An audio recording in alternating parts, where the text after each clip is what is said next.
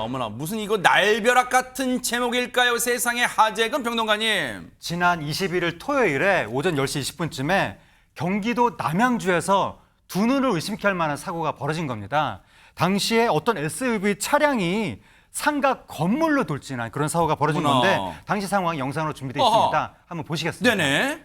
당시에 그 평화롭게 장을 보는 사람들의 모습이 보입니다. 네. 평범한 거리의 풍경인데 네. 갑자기 흰색 SUV 차량이 어머. 그 이 인도 쪽으로 넘어오더니 어머. 속도를 줄이지 않고 어머. 계속해서 상가로 돌진하는 모습이 저렇게 찍혔습니다. 아니 지금 영상만 봐도 아이고 세상에 저곳에 지금 가게가 있는 것 같은데 어떻게 된 걸까? 막 심장이 벌벌 떨리는 것 같아요 지금.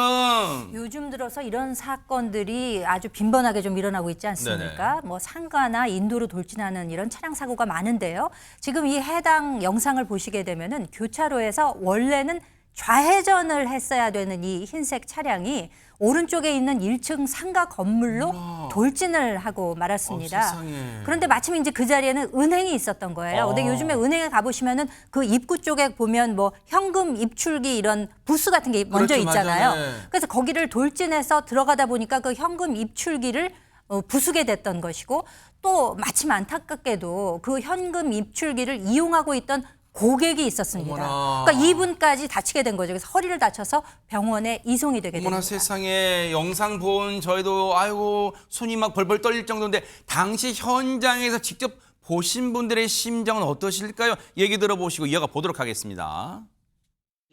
폭탄 터지는 것 같았죠. 가서 보니까는 그냥 무서워서 못 들어갈 정도로 끔찍했죠. 지금 사람 다쳐가지고 소리는 질르지 차는 다 망가졌지. 그래서 빨리 119에 신고해야 된다고 신고. 목격자분 얘기만 들어봐도 허준 변호사님 사고 당시 차량이 낸 굉음 피해자분의 어떤 이 비명 소리 악비 귀한 순간이었을 것 같아요 진짜. 그렇죠. 상가로 돌진했다고 하면 아침 10시 20분쯤에 다 이미 가게들이 문을 열고 그러네요. 사람들이 가게를 이용하고 뭐 이럴 시간대가 맞아요. 아닙니까. 그런데 갑작스럽게 저렇게 굉음을 내면서 돌진했다고 하니까 다친 사람도 그렇지만 그 상가에 있던 주변 사람들도 너무 놀랐을 것 맞아요. 같습니다.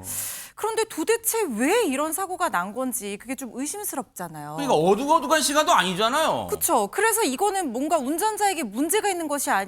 혹시 음주나 약물의 영향으로 저렇게 비정상적인 운전을 한 것인가? 의심스러운데 네. 저희 뉴스파이터가 직접 취재를 해봤는데요. 네. 사고를 낸 40대 남성이 경찰 조사에서 진술하기로는 운전 중에 앓고 있던 지병이 발병했다 이렇게 진술을 했다는 거예요. 실제로 경찰이 조사를 해봤더니 이 40대 남성이 음주 상태도 아니었고 약물을 복용한 상태는 아니었다고 합니다.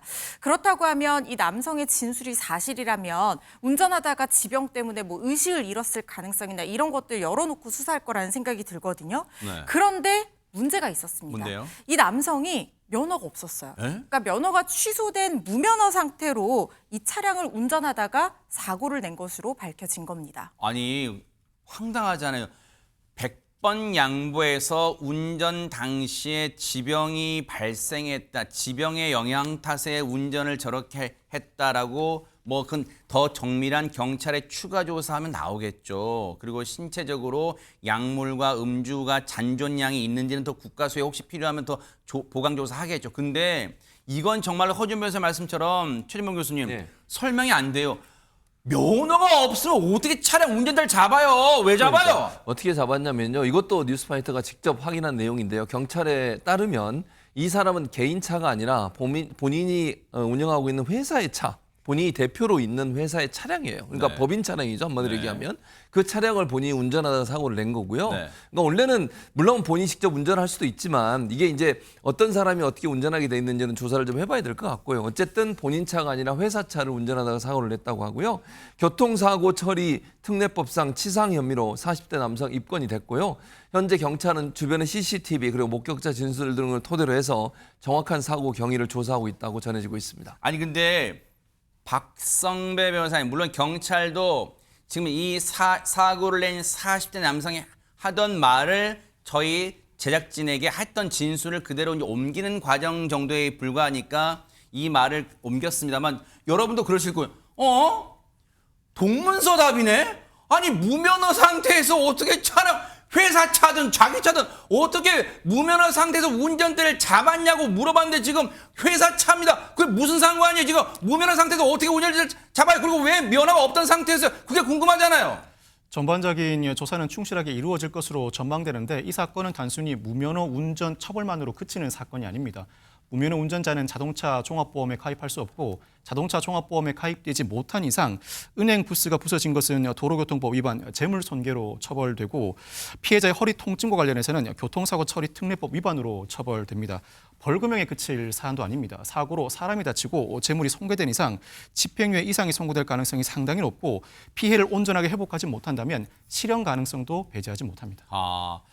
인명피해가 이만하기 천만다행이고요. 사고 낸 운전자 법적 처벌 달게 받고요. 만약 지병이 운전에 영향을 미칠 정도라면 한동안은 운전대 잡지 말고 치료에 전념하는 게 제일 우선이라는 것도 명심하기 바라겠습니다.